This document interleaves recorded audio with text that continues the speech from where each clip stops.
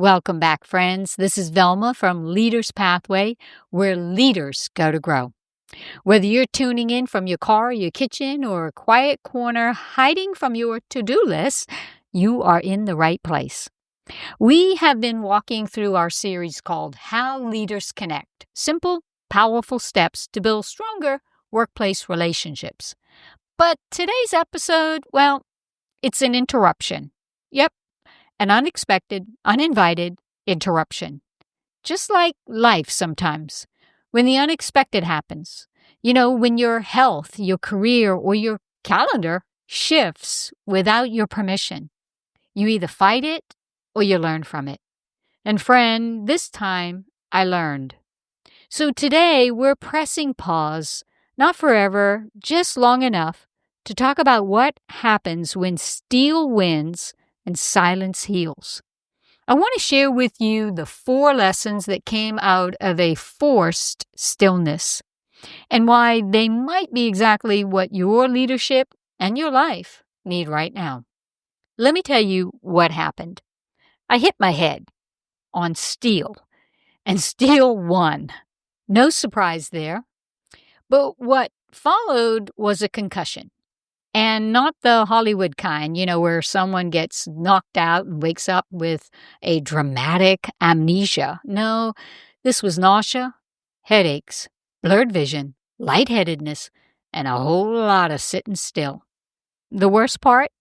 There were no visible bruises. Nothing you could see. Just internal chaos. And isn't that how life feels sometimes? You look fine to everyone else, but inside, you're exhausted, stretched, spinning your wheels, maybe even broken. The prescription? Rest. R-E-S-T.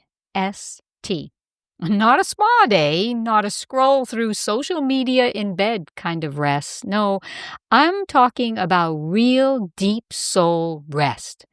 And let me tell you, that kind of rest is hard. No phone, no noise, no books to read, no movement, just being still. It felt like failure to me. But here's what I learned in this stillness. 4 lessons, each one wrapped into the word rest. The first thing I learned is that you need to relinquish control. See, I had no choice but to stop. And at first, it felt like everything was falling apart. But what I learned is resting isn't quitting. It's surrendering. It's letting go of the hustle long enough to hear yourself breathe.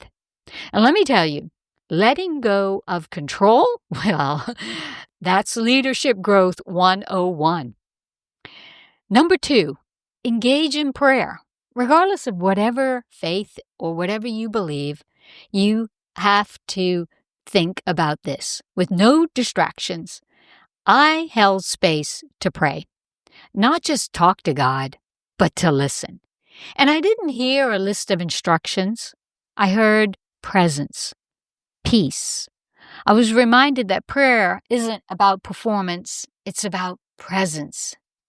Number 3 is shift your focus. You see, when your world goes dark, and literally in my case, that's what happened, your priorities light up. I wasn't thinking about my next to-do list or my launch of a new course or an email from my inbox. I was thinking about what really matters, who I love, who I am becoming, who am I following, and what am I doing with my life right now. Sometimes it takes silence to actually reveal what's been shouting in your soul for such a long time. And the 4th lesson I learned is trust the process.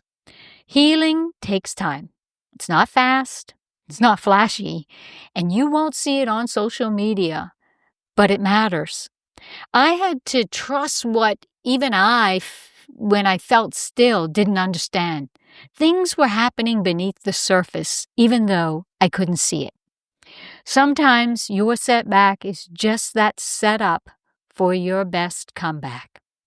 And maybe that's where you are today. Maybe you're listening to this thinking, Velma, I am tired. I am overwhelmed, overworked. I am stressed out, burned out, and checked out. Why is this happening to me? Can I offer a different question? What if it's not happening to you, but for you? Maybe this moment, this interruption, is not punishment. Maybe it's preparation. To slow you down long enough to hear what your heart has been trying to say to you for such a long time. Things like, you don't have to carry it all. You're not meant to do it alone. And it's okay when you need rest. Friend, rest isn't retreat, it's realignment. When we rest, we're not giving up, we're giving God room to show up. So here's my invitation. And you know I love keeping things simple. Not easy, but simple. Relinquish control. Lay it down. You don't have to do everything or hold on to it all. Engage in prayer. Regardless of what your faith is, shift the conversation and let God speak in the silence. Shift your focus to what matters most. Who are you becoming? What do you want to do with your life? What is the purpose that you have been made for? And then finally, trust the process. Healing is slow, but it's never late. And listen, the truth is, rest restored more than just my brain. It realigned my vision, refreshed my spirit, brought clarity to my calling. So if you're hurting or exhausted or asking why, this is your permission slip to stop striving and start resting. Remember, you're not broken.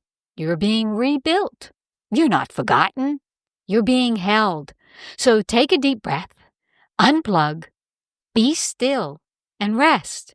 And don't keep this to yourself. If this message gave you space to breathe, to just be you, share it with someone else who needs to rest. This is Velma. God bless.